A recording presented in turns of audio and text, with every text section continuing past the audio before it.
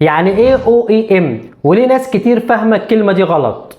لو دخلت اي محل قطع غيار وقلت للبايع انا عايز قطعة OEM، في احتمال كبير يقولك يعني اصلي. لكن لو قلت لك ان الكلمة دي واحدة من اكتر الكلمات اللي بتتفهم معناها غلط في سوق قطع الغيار، النهاردة هنفك شفرة الثلاث حروف دول عشان ممكن يوفروا عليك فلوس او ممكن يخلوك تدفع زيادة من غير سبب. خليني اسألك سؤال الاول، ايه معنى OEM؟ ناس كتير هتقول يعني اصلي، وناس تانية هتقول يعني بتاعة الوكيل، وناس هتقول يعني نفس القطعة اللي بتنزل في العربية. لكن الحقيقة الكلمة دي اصلا استخدامها الرسمي مش اي حاجة من دول. OEM اختصار لكلمة Original Equipment Manufacturer، ومعناها الاصلي بيقصد بيه شركة العربية نفسها. يعني لو تويوتا فتويوتا هي ال OEM. ليه السوق بيستخدم كلمة OEM بشكل مختلف؟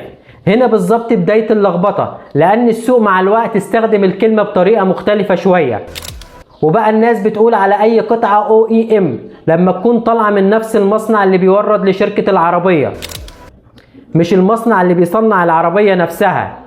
يعني الكلمة اتحورت في الاستخدام اليومي، وده اللي هنتكلم عليه لأن هو اللي هتسمعه فعلا في السوق. خلينا نخرج بره قطع الغيار شوية.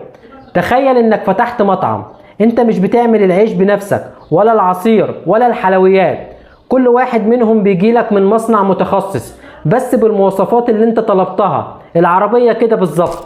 شركات العربيات مش بتصنع آلاف القطع الموجودة في العربية بنفسها، بالعكس هي بتعتمد على شركات متخصصة، وكل شركة خبرة ومتخصصة في نوع معين من المكونات. عندك مثلا شركة NGK ودينسو، دول من أشهر الشركات اللي بتصنع البوجيهات. وعندك شركة مان فلتر أو مالا، ودول من أشهر الشركات المتخصصة في تصنيع الفلاتر.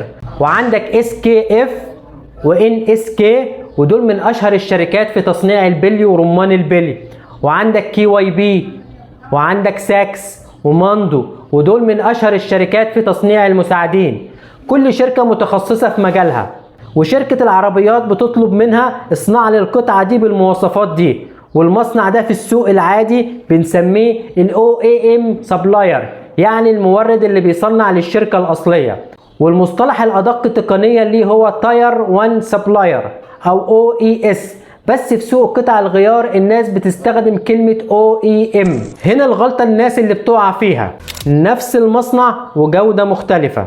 بمجرد ما حد يسمع ان المصنع ده بيورد لشركة العربيات يقولك يبقى اي قطعة خارجة من المصنع ده هي نفس القطعة الاصلية بالظبط.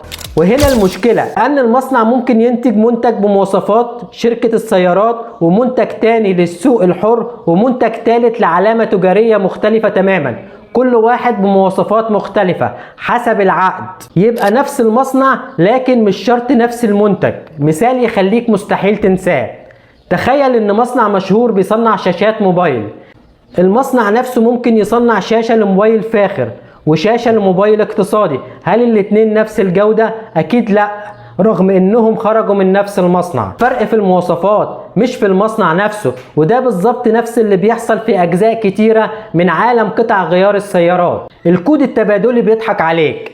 هنا سؤال مهم بيسأله كتير من الناس، طب انا لقيت كود تبادلي بيقول ان القطعتين دول بدائل لبعض، ده مش دليل انهم نفس الجودة؟ الاجابة لا، وده فرق مهم لازم تفهمه.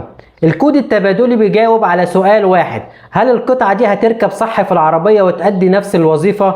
الكود التبادلي هو أداة توافق في التركيب مش أداة جودة. يعني ممكن تلاقي 5 أرقام تبادلية من 5 شركات مختلفة كلهم بيركبوا في نفس المكان بالظبط، لكن واحد فيهم جودته عالية وعمره الافتراضي طويل، والتاني أرخص وجودته أقل شوية، والتالت هو نفسه اللي بيركب للشركة الأصلية بس بعلامة تانية. الكود التبادلي بيقولك الأبعاد والتوصيلات متطابقة، لكن مش بيقول مين صنعها وبأي جودة. يبقى الصورة الكاملة ايه؟ المصطلح OEM بيجاوب على سؤال بالمعنى الشائع في السوق، مين صنع القطعة والمين. يعني ال OEM والكود التبادلي مصطلحات مفيدة كنقطة بداية، لكن مش كافيين لوحدهم عشان تحكم بيهم على جودة القطعة الكاملة. امتى كلمة OEM تكون مفيدة فعلا؟ لما حد يقولك القطعة دي OEM اسأله 3 أسئلة، مين المصنع؟ وبيصنع لمين؟ وهل هي نفس المواصفات المطلوبة من الشركة المصنعة للسيارة؟ لأن كلمة OEM لوحدها مش كفاية علشان تحكم على جودة أي قطعة. علشان كده من النهاردة أول ما تسمع كلمة OEM ما تعتبرش معناها إن دي أحسن قطعة، اعتبرها بداية لسؤال مش نهاية لإجابة. وفي سوق قطع الغيار أذكى واحد مش اللي حافظ المصطلحات، أذكى واحد اللي فاهم معناها فعلا. أنا محمد إبراهيم ودي كانت أسرار سوق قطع الغيار.